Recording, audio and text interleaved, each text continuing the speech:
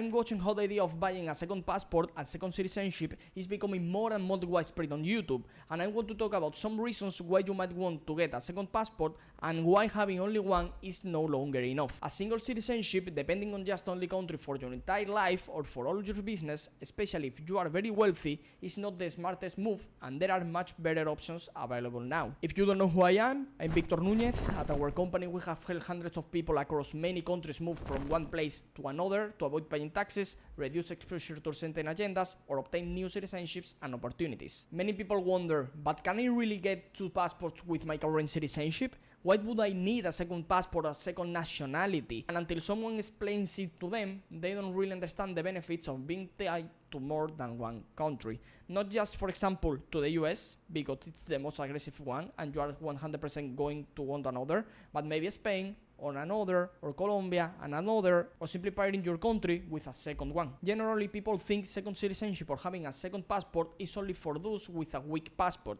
For example, if you are from India, Bolivia, Cuba, or Venezuela and want to travel the world without needing visas, or that it's only for North Americans because they are the only ones with the IRS breathing down their neck all the time. I have clients who were American citizens who renounced their US citizenship, who had to pay taxes there regardless of where they travel or move to. A lot of people thought that was going to change under Donald Trump, but it didn't. It won't. At most, what will happen is that there will be more restrictions for non-residents and non-US citizens who want to use their banking or business system, as we are already seeing in the proposals to charge 3.5% tax if you want to transfer money out of a personal account outside the US. But going back to North Americans, they can easily start a business because they need a business bank account and comply with FATCA. Overall, being a US citizen abroad is terrible for investing or for entrepreneurship, and that's not going to change.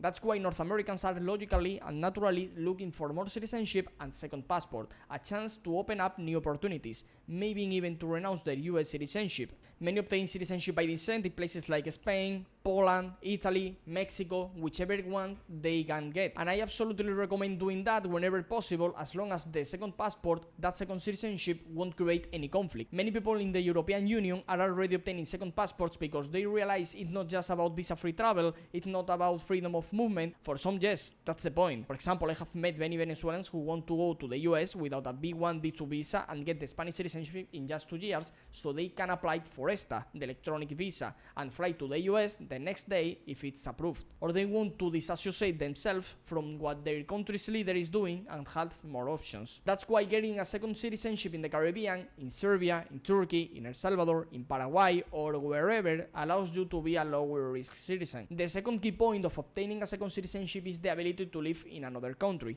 A Spaniard fed up with Spain, seeing that Pedro Sanchez won't step down and the PP is basically the same and the entire EU follows the same agenda, might be interested in holding another country's citizenship to be free, or at least to have that option. You never know 100% that will happen with the current European Union. That's why many of our clients obtain residency in Paraguay for a few €1,000, whether temporary or permanent, by investing the necessarily $70,000 and then buying a second passport by donation or real estate investment. Many others also leave Europe and move to Asia, to places like the UAE, Thailand, Indonesia, or Vietnam. They get residency there and then go and buy another second passport. We also have clients who want to go even further and settle in a country like Mexico or El Salvador, where Spaniards can get a passport in just 2 years. They buy another passport and in 2 years they have Spanish, Mexican, and maybe Grenadian passports, for example, in the Caribbean through real estate or investment, or even one by exception like Serbia, outside the EU but still in Europe, with no bad reputations, or perhaps in a country like Argentina through exception and donation. We deal with many people from Latin America, like Venezuela, Colombia, and Mexico, where they almost always have ancestry in another country and will help them obtain that other citizenship. They already end up with dual nationality, or they want to buy another citizenship, but in Europe, maybe in the European Union, maybe outside the European Union. Because even if you are from the EU, currently you are German, and you are seeing all the fear building up in Europe, they want to have a link to Europe and 2 options, just like you would want to have one in Latin America and one in the EU. because as we already know, the more options, the better, and if we have to discard later, fine, but it's better to have the option to begin with. Many of you already know I'm no longer tax resident in Europe, but I still live part of the year there. I have a Spanish citizenship, I haven't renounced it yet, and I hope never have to. But seeing how things are going, it doesn't look good. Passport tax, digital euro, mandatory military service, and measures that we don't like. It's only normal that many people, myself included, feel like the EU is dead. Still, for holidays, a few months a year, it's not bad. I like being diversified around the world, and that's why I recommend. Don't just have a European Union passport and nothing else.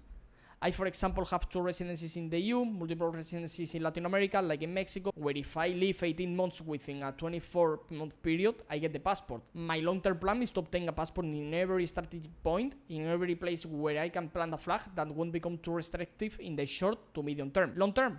Who knows? For example, a second citizenship also protects your assets from repressive governments that might confiscate your wealth or property. People from African countries where governments expropriate property have traditionally sought Western passport for protections. So these people are seeking passports in the Caribbean, South America, or maybe they spend 2 years in Mexico, El Salvador, Argentina, and then obtain citizenship there so that they don't lose their land, pay fewer taxes, avoid passport taxes, or escape some other thing their home country is doing that they don't like. If you want to see all the countries that offer second citizenship easily through investment or residency, without having to spend hundreds of thousands just trading time for money, I invite you to check out the full channel. There are many options.